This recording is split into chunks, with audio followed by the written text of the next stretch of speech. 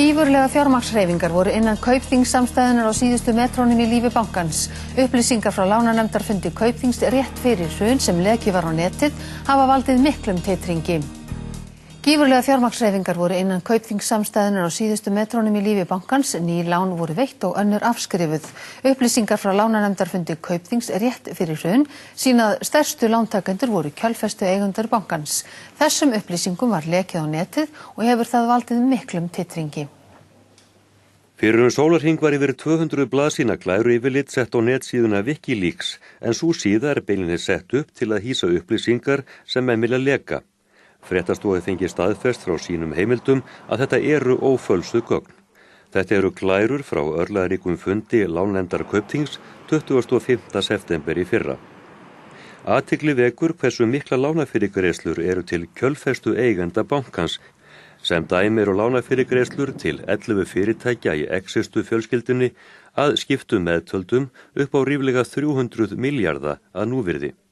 Bakkavarabræðurnir Lýður og Ágúst Guðmundssynir eru helstu forkólfar í þessum fyrirtækjum. Þá hafa fyrirtæki sem tengjast Kjalari og Ólaf Ólafssyni samskipum verið með lánafyrirgreiðslu upp á 140 milljarða ef alferska tekið með. Robert Cengiz, stjórnarmaður í Existu, bróðir hans Vincent og veitingahúsafyrirtæki í eigu Cengiz hafa fengið fyrirgreiðslu upp á 330 milljarða króna. Hér samkvæmt heimildum fréttastofu ekki allt samtalið sem tengist lánafyrirgreiðslu til þessa Íraks ættaða Breta. Fyrirtæki sem tengjast Baugs-fjölskyldunni í viðskiptalífinu, svo sem Gaumur, Hagar, Landik Stoðir, Kevin Stanford og Materia Invest höfðu fengið lánafyrirgreiðslu upp á samtals 320 milljarða króna á núverandi gengi.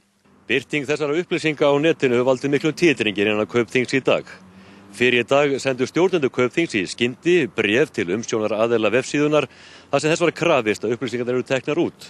Bent var á að miðað við íslensk lög þá gæti átt yfir höfði sér háar fjársektir, jafnvel fangelsisdóm. Umsjónarmenn síðunar svöruðu strax fullum hálsi og höfnuðu erindinu. Þessar upplýsingar úr bankanum sýna oft afar hátt hlutfall lána af verðgildi veðanna sem eru að baki. Oft eru stærðir upp á undir 100% nefndar og jafnvel lánafyrirgreiðslan langt yfir raunvirði eignanna í sumum tilfellum. Fréttastofan hefur heimildi verið því að í kjölfar lánafundarins 25. september hafi farið af stað miklar tilfærslur á fjármunum innan Kaupþingssamstæðunnar.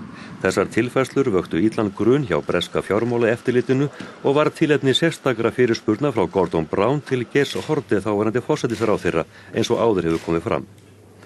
Heimildir fréttastofu herma að háum fjárhæðum hafi á þessum skamma tíma fram að hruni verið varið í ný lán en auk þess hafi stórar fjárhæðir verið afskrifaðar.